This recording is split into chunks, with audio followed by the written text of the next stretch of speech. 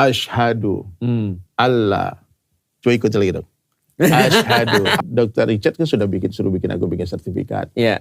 Dan aku sudah buat. Aku mau serahkan itu, boleh nggak sekarang? Oh mantap. Ayo, bismillah. Sertifikat keislaman, Masya Allah. Ini memang harus ada ya? Nah, harus ada. Nanti Nggak, ini cuma kami pegang ini satu, aja. dokter pegang satu. Oke. Cuma formalitas saja. Ini ya. Terus. Kalian jangan buat masalah. ini sertifikat dipegang. Terima kasih, Pak Nanti kita Ustaz. tanda tangan ya. Terima kasih Pak Karena Ustaz. saksinya aku tulis, karena aku pikir di acara download diadakan. Saksi pertama Ustadz Felix Shaw, Ustadz Denis Lim. Nanti minta tanda tangan mereka aja. Siap Pak Ustaz. Karena dari awal juga. Tapi aku mau perjelas ya supaya nggak salah paham ya. Dan ini juga kasih perspektif juga. Ya. Karena menjadi seorang mualaf pindah itu nggak gampang teman-teman. Banget. Aku ngomong itu tidak Iya, gampang. paham. Ada keluarga. Ketika kalian tuh nyinyirin di tempat kita dan dikatain dari tempat sebelumnya. Ya. Dan aku punya pemahaman, aku tidak mau memeluk agama Islam atau aku tidak pengen punya agama Islam, tapi aku menyakitin hati orang lain. Aku nggak mau.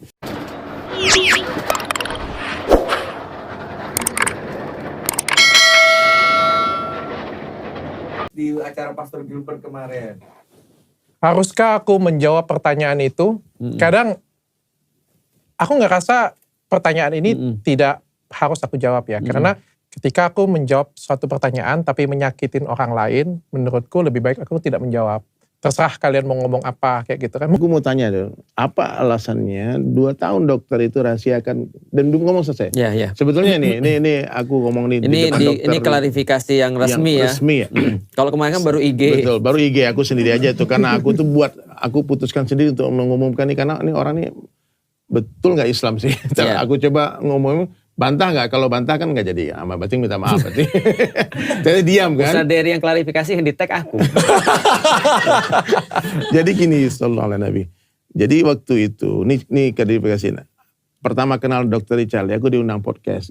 Dan waktu itu saya sempat ngomong mau bangun masjid. Dan Dr. Richard waktu itu langsung declare mau dari kecil, dari dulu tuh aku pengen bangun masjid. Kan? Dalam hatiku nih, wah hatinya udah cinta sama Islam. Kan? Nah, dalam hati, tapi gue langsung doa. Waktu itu aku gak ngajak Dr. Richard masuk Islam, tapi gue doa, ya Allah jadi berilah hidayah Dr. Richard. Amin. Terus ngobrol terus. Coba boleh teman-teman dicek lagi ya podcast pertama kami waktu itu. Dan sudah ada nada-nada Dr. Richard tuh mau login, mau masuk Islam. Akhirnya kami ketemu lah di Palembang, akhirnya Dr. Richard Lee bangun masjid lah dengan nominal yang luar biasa menurut saya waktu itu. Karena tidak ada satu orang muslim pun yang berdonasi sendirian sebesar itu. Nah, aku bikin kaligrafi di Masjid Baitur Rahman Palembang. Terus waktu itu Dr. Richard juga masuk ke masjid.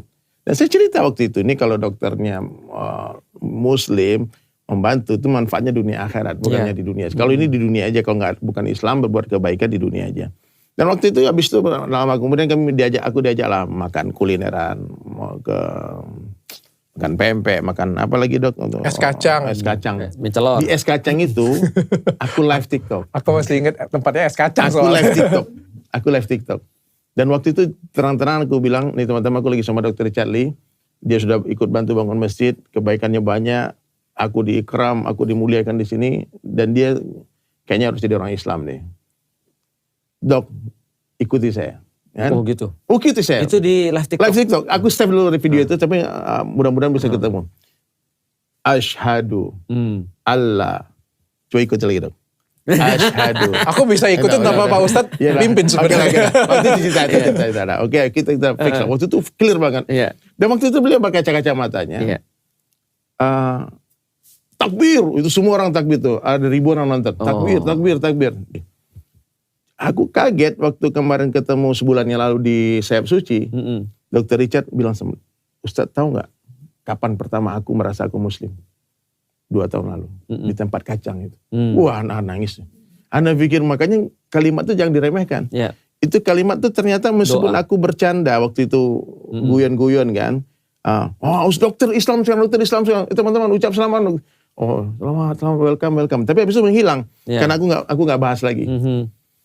Kemudian setahun kemudian Dr. Richard telepon aku. Iya. Ustadz, saya mau ketemu bicara 4 mata. Di airport, ingat gak di tempat jual Sampai pindang, makan ikan patin. Makan pindang. Semua diusir keluar Ini semua. berhubungan Pindang dengan patin. dengan Berdua. masakan Palembang semua Dan Dr. Richard waktu itu bilang, ini setahun jauh sebelum konflik-konflik ini nih, jangan dipikirkan. Ya. Saya sudah yakin bulat 100% saya muslim. Tapi tolong saya rahasiakan dulu. Saya nggak jaga rahasia. Saya telepon Ustaz Felix langsung. Ya. Ustaz Felix, saya minta maaf, saya nggak jaga rahasia. Karena saya mau cari teman nih, nanti kalau ada kalau terjadi apa-apa, nanti kita bisa culik jenazahnya. Banyak orang yang masuk Islam karena tidak ada saksi, dia akhirnya diselenggarakan secara non Muslim gitu. Kan terjadi di mana-mana, ada dikremasi, ada apa-apain. Saya bilang, Ustadz Felix, dokter takbir, oh selamat, tapi rahasia dulu. Nah, rahasia dulu. Nah, aku diam, tapi aku perlakukan. Dan kita sering chat waktu di London. Waktu di Inggris kan, waktu itu dok, cari masjid di sana. Oh jarang masjid di sini. Banyak lah obrolan kami. Kalau aku screenshot itu sejarahnya itu bagaimana Dr. Richard Lee belajar Islam. Mungkin orang nggak akan fitnah aku dibayar. Aku dibayar. Bayangkan tuh. Ini dari Sulaiman tuh dibayar Dr. Richard Lee untuk gimmick mempertahankan bisnis itu. Masa aku, saya ini dai nih. Kita nih dok, maaf dok ya, saya nih habis-habisan ya. Kita ini dakwah ini bukan cari duit. Kata kamu cari duit, kita dagang dong. Saya jualan lukisan, saya jualan madu, saya jualan apa-apa, jualan kaos. Jadi fitnah besar mengatakan kalau kita berdakwah nyari duit. Ya, dakwah itu ngabisin duit. Kita bukan menjual agama, tapi membeli agama Allah dengan harta dan diri. Saya bilang tapi saya benar, saya mau klarifikasi, saya teringat perkataan guru-guru kita ya, kalau ada buah busuk jangan kamu petik, tengok aja nanti akan jatuh sendiri. Biar Allah yang bekerja. Saya cuma doa, ya Allah berikan hidayah ya Allah. Aku tidak pernah dan tidak seperti apa yang dituduhkan dia. Tapi teringat perkataan Sayyidina Ali yang masyhur yang sering kita sampaikan, tak perlu kamu menjelaskan tentang dirimu kepada semua orang. Karena orang yang mencintaimu tak perlukan penjelasanmu, dan orang yang membencimu gak percaya. Yang sayang akan tetap sayang, yang benci akan tetap benci. Jadi dok, kalau ada yang mencaci maki kita ya gampang aja, blok selesai. Gak sliding ya? Gak usah sliding. Gak boleh ya? Siap ya.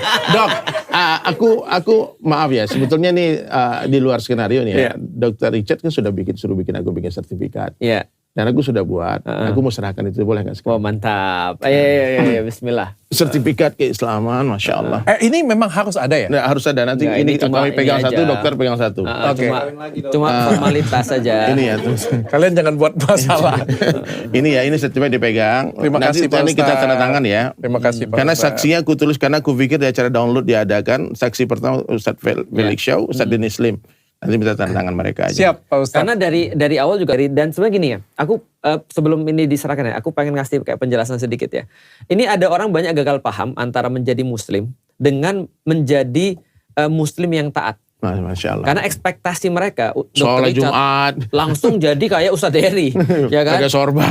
Pakai sorban, sholat Jumat. Ya, ucapkan selamat. Iya. Dan yang ketiga beri hadiah. Betul. Berarti aku dikasih hadiah nih. Meskipun Dr. Richard ini multimilioner, dia adalah asnaf yang 8. Dia adalah orang yang berat menerima zakat.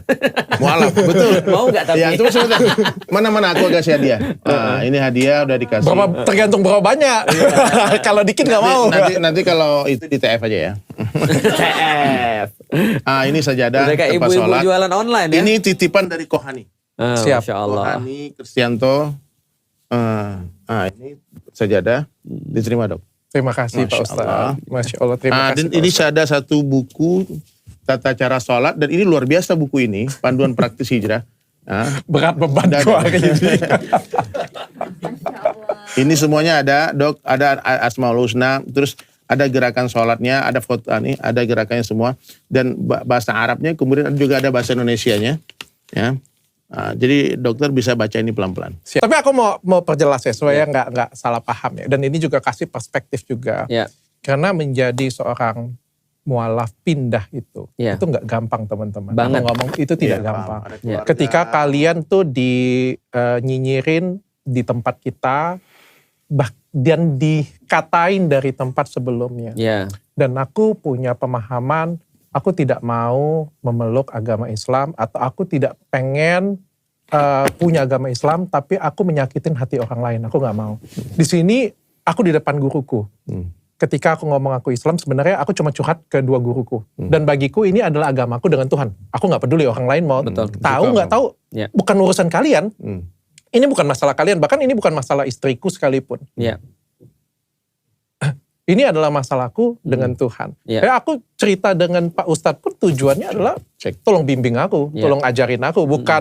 Bukan aku pengen pamer kayak gitu ya. Tujuan aku adalah aku pengen ajarin aku dan juga aku pengen kasih edukasi ke masyarakat. Makanya aku ajak collab Covelix pada waktu itu. Ada tujuan yang pengen aku sampaikan ke masyarakat supaya aku juga bermanfaat dan berguna. Dan aku sering cerita loh. Aku sering kasih Covelix kan. Apa yang terjadi di keluarga aku.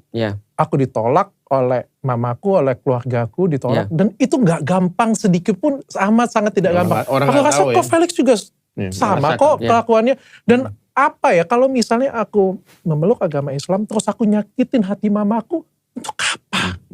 Untuk apa aku tuh merasa aku kayak punya Tuhan, aku ngerasa kayak punya akhirat, tapi aku nyakitin teman-temanku, aku nyakitin keluargaku, aku nyakitin saudara-saudaraku. Aku gak mau. Lebih bagus kalian caci maki aja aku, karena ini adalah hubunganku dengan Tuhanku. Gak ada hubungan dengan yang lain. Dan aku bilang dengan, kalau memang aku mau cari duit, dari 2 tahun yang lalu sudah ini kulakukan. Betul. Dan aku masih ingat banget Dr. Richard bilang kenapa ini gak mau dipublis dulu, karena tadi nggak mau orang-orang tuh menganggap bahwa ini adalah cara untuk eksis.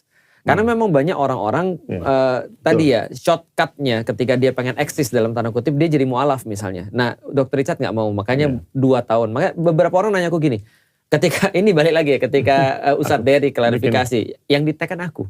Aku cuma ngomong pada beberapa orang yang dekat sama aku. Aku bilang Dr. Richard sudah Islam sebelum download. Aku cuma bilang gitu aja. Cuman kita nggak ngomong. Waktu itu yang saksinya siapa? Waktu itu saksinya kalau di Yuk Ngaji ada Fuad sama Rizko. Yang waktu itu kita lagi... Nggak, jadi ada waktu itu cuma sekedar intermezzo aja. Ada saksinya waktu itu ya Dr. Richard ngomong begitu. Aku nggak mau ngomong karena aku nggak mau orang-orang nyangka bahwa aku nyari sensasi. Nah akhirnya yaudahlah kita menghormati keputusannya Dr. Richard waktu itu. Dan ya akhirnya kita tetap koordinasi sama Ustadz Dery, ngobrol-ngobrol. Ya akhirnya ya sampailah dengan hari ini. Cuman ya memang kadang-kadang ya maunya Allah ya kayaknya ya. Allah kuasa. Allah yang berkuasa, lalu Allah yang mau, ya Allah pilih momen yang terbaik.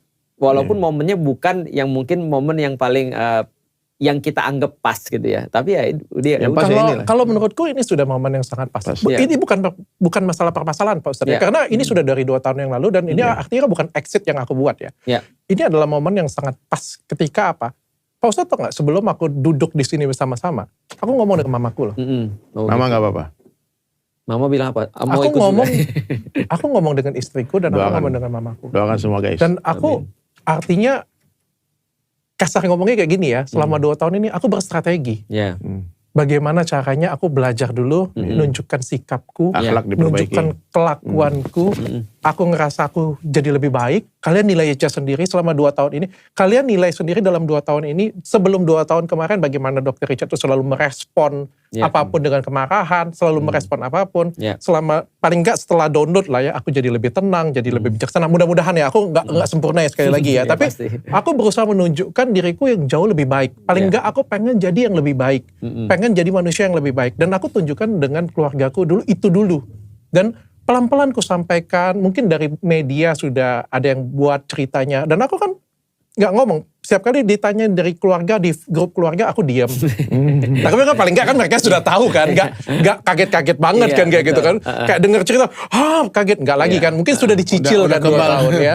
Sudah akhirnya sampai 2 tahun. Sampai akhirnya aku duduk dengan mama papaku dan aku sampaikan bahwa ini soal keyakinan dan aku minta restu juga. Sampai pada waktu itu mamaku mengikhlaskan. Makanya aku bilang ini adalah momen yang tepat bagi aku. Bukan bagi masalah ya. Bukan bagi masalah. Mungkin yang di luar kamera kan. Dan aku tidak punya kewajiban untuk kasih tahu kalian yang di belakang kamera ini. Ini sekali lagi adalah hubunganku dengan Tuhanku. Tapi yang jelas aku pengen pakai ini bukan untuk cari duit sekali lagi ya. Aku sebelum aku belajar pun aku sudah punya sesuatu dan aku sudah punya perusahaan. Aku pengen aku malah bermanfaat. Aku nggak pengen datangi masalah. Dan satu lagi aku dari kemarin itu berat banget untuk mengumumkan karena aku takut buat malu kalian. Guru-guru aku. Aku takut buat malu juga Aku pernah ngomong ya, waktu makan ikan pada pindang udang. Aku ngomong ya, aku gak mau malu-maluin Pak Ustadz, aku bilang kan. Iya betul. Aku gak mau malu-maluin. Karena kan ketika aku mengumumkan, aku kan jadi representatif. Ini kan besok kan pasti ada di berita, pasti dibicarain orang Pak Ustadz. Terus kalau misalnya besok mereka melihat aku tidak baik, akunya loh yang gak baik. Bukan agama aku loh. Bukan akunya yang masih harus belajar. Kalian seperti yang kata Ustadz Felix Show tadi, jangan tuntut aku setengah gitu. Adanya aja. Tapi Pak Ustadz tau gak apa yang paling kutakutkan sebenarnya? Apa? Bukan itu. Ketika misalnya kayak dari semua fitnah, giringan opini, bahkan semua omongan jahat ke aku, semua nyinyiran ke aku, semua bully-bulian ke aku gak takut sedikit pun. Perbedaannya mungkin kalau sebelum aku belajar Islam mungkin aku takut ya. Karena ini kan dunia banget ya. Takut dunia miskin banget ya. Tercemarin nama baik. Miskin sih, alhamdulillah sih harusnya enggak ya Pak Ustadz ya. Cuma berkurang kekayaannya ada lah kali ya. Karena kan kemajuan perusahaan kan. Tapi aku gak takut sedikit Pak Ustadz. Aku tidak takut akan diriku. Aku tidak takut akan istriku. Aku tidak takut akan keluargaku. Maksudnya aku gak takut mereka masalah. Karena aku bisa melindungi mereka semuanya. Aku gak takut sedikit pun. Ketika kau ngata-ngatain aku, bilang produkku jelek, klinikku jelek, aku gak takut sedikit pun. Karena aku bisa melindungi diriku sendiri dan aku bisa melindungi anak-anakku. Tahu gak apa yang paling aku takutin setelah aku belajar Islam? Yang paling aku takutin ternyata adalah karyawan-karyawanku. Ya. Mulai mikirin ke arah yang lain. Pak Ustadz, aku ngelihat mata karyawanku, rasanya itu yang aku paling pikirin Pak Ustadz. Dimana ketika huru-hara ini terjadi, semua ngejelek-jelekin, framing, buzzer, fitnah atau apapun itulah aku ngomongnya. Yang aku khawatirkan adalah sebenarnya karyawanku. Bagaimana aku ngelihat mata karyawanku, aku sampai nangis. Bagaimana karyawanku sampai susah, bagaimana karyawanku kehilangan semangat, mereka nangis. Mereka nangis Pak Ustadz, mereka nangis ke aku dan aku sampai, mereka nangis itu bilang, mereka sedih, kenapa kita seperti ini kan. Aku sampai harus meyakinkan mereka dan Pak Ustadz tau gak? Ini alasannya kenapa download juga gak hadir. Karena satu Ustadz Felix Show memang punya kesibukan. Andai kata Ustadz Felix Show juga punya kesibukan, aku pun juga bisa gerak kok kalau aku mau. Aku bisa cari Ustadz yang lain, aku bisa gandeng multi platform. Pak Ustadz mungkin isi berapa episode, Ustadz Dery, teman-teman Ustadzku banyak kok. Tapi aku gak bisa ngerjain itu. Kenapa? Karena aku kerja pagi, siang, malam. Aku kerja pagi, siang, malam. Bukan untuk diri aku. Bukan untuk balikin Athena ini lagi, bukan untuk diri aku dan bukan untuk aku yang hebat, aku yang ada di sini. Aku lakukan ini Pak Ustadz untuk karyawan aku semuanya. Aku pengen kebanggaan karyawanku semuanya balik lagi ke Ustadz. Amin. Aku pengen keluarga-keluarga mereka itu bangga. Amin, insya Allah. Aku pengen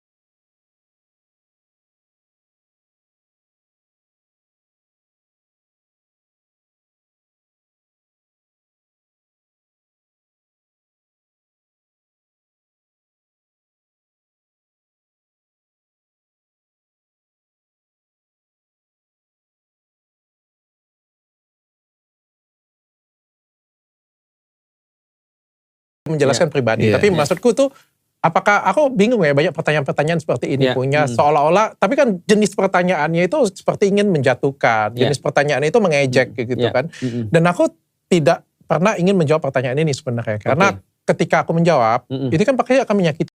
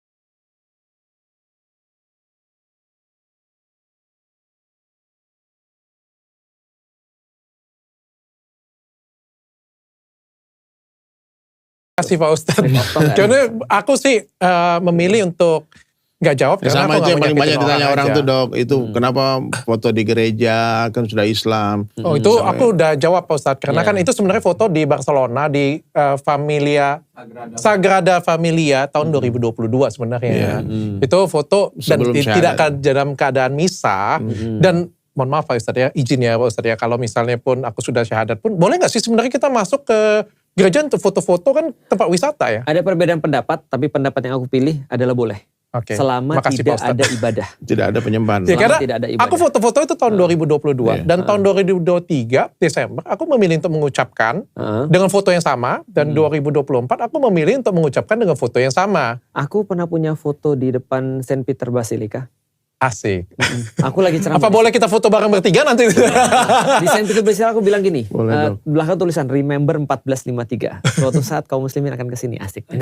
Jadi itu Saint Peter Basilica aku pernah. Aku pernah foto di depan dom di Milan, gitu kan. Aku pernah foto di dom juga di apa namanya di Bahwa seorang ustadz sendiri aja foto ya. Iya, foto di depan gereja. Kita udah jauh datang ke sana masa gak foto. Pernah sholat di gereja dulunya. Oke. Hagia Sophia. Itu dulunya kan gereja.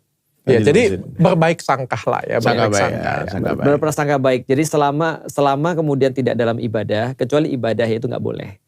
Pertanyaannya sederhana. Umar ketika pernah ditawarin sholat di gereja, dia mau atau enggak? Mau dong harusnya. Dia nggak mau. Oh dia nggak mau. Tapi lihat alasannya. Dia bilang bukan karena nggak boleh. Jadi? Karena aku takut kalau aku sholat di sini, nanti ini diubah jadi masjid. Oh. Paham nggak maksudnya? Paham. Berarti bukan hukumnya. Dihormati. Kita hormati. Maka dibangunlah kemudian tempat sholat untuk Umar di depan itu. Sekarang masih ada namanya gereja Umar di Baitul Maqdis. Oke. Jadi ada Hebat Islam nih. Luar biasa. Fine aja sih sebenarnya.